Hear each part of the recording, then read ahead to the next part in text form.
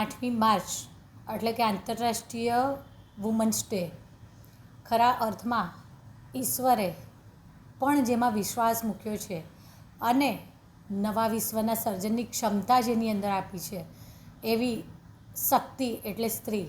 અને આ સ્ત્રી જ્યારે ધારે ત્યારે પોતાના સમાજ, પોતાના કુટુંબ, પોતાના પરિવાર, પોતાના શહેર, પોતાના રાજ્ય અને પોતાના દેશને વિશ્વમાં આગળ લાવી શકે. ચોક્કસ એનામાં અપરિમિત શક્તિઓ છે અને ક્યાંક ને ક્યાંક આ સ્ત્રીમાં રહેલી અપરિમિત શક્તિઓને આદરણીય વડાપ્રધાન શ્રી નરેન્દ્રભાઈ મોદીજીએ પણ જાણી જ છે.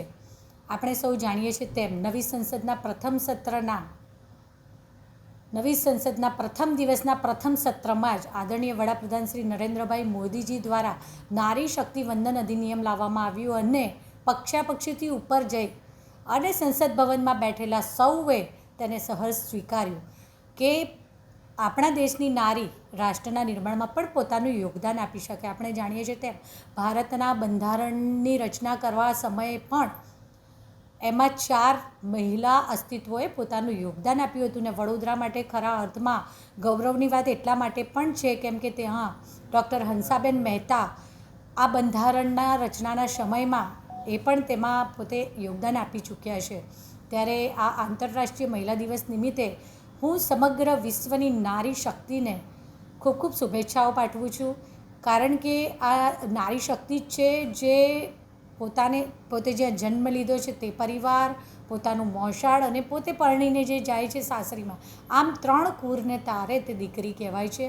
ત્યારે ખરા અર્થમાં નારી એ શક્તિ રૂપે સાબિત પણ થઈ છે. આદરણીય વડાપ્રધાન શ્રી નરેન્દ્રભાઈ મોદીજીએ 2047માં એટલે કે આઝાદીના 100મા વર્ષે વિકસિત ભારતનો જે સંકલ્પ લીધો છે અને આ સંકલ્પ માટે જે 4 આધારસ્તંભ કે જેના થકી આ વિકસિત ભારતનું સ્વપ્ન તેમનું જે છે એમના આ મિશનને પોતાનું વિઝન બનાવી અને માનનીય મુખ્યમંત્રી શ્રી ભૂપેન્દ્રભાઈ પટેલજી તથા માનનીય નાયબ મુખ્યમંત્રી શ્રી હર્ષભાઈ સંઘવીજી ચાલી રહ્યા છે. ત્યારે આ વિઝનને આગળ વધારતા આપણે સૌ જાણીએ છીએ તેમ કે 4 પિલરોમાંનું એક અતિ મહત્ત્વનું પિલર એટલે નારી. ખરા અર્થમાં નારી શક્તિને સામર્થ્યવાન બનાવી, એનામાં રહેલી ક્ષમતાઓને આગળ લાવી અને પોતાનું પરિવાર, શહેર, રાજ્ય, દેશ અને વિશ્વમાં અનેક અવસર અને ઉપલબ્ધિ દ્વારા તે પોતાના જીવનમાં સફળતા પ્રાપ્ત કરે તેવા ભારત સરકારના પણ અનુપમ પ્રયાસો રહ્યા છે. ફરી એક વખત સમગ્ર વિશ્વની નારી શક્તિને હું આંતરરાષ્ટ્રીય મહિલા દિવસ નિમિત્તે ખૂબ ખૂબ શુભેચ્છાઓ પાઠવું છું. આભાર. વધુ સમાચાર જોવા માટે અમારી YouTube ચેનલને સબસ્ક્રાઇબ કરો અને જોડાયેલા રહો ફેસબુક, ઇન્સ્ટાગ્રામ અને ટ્વિટર પર.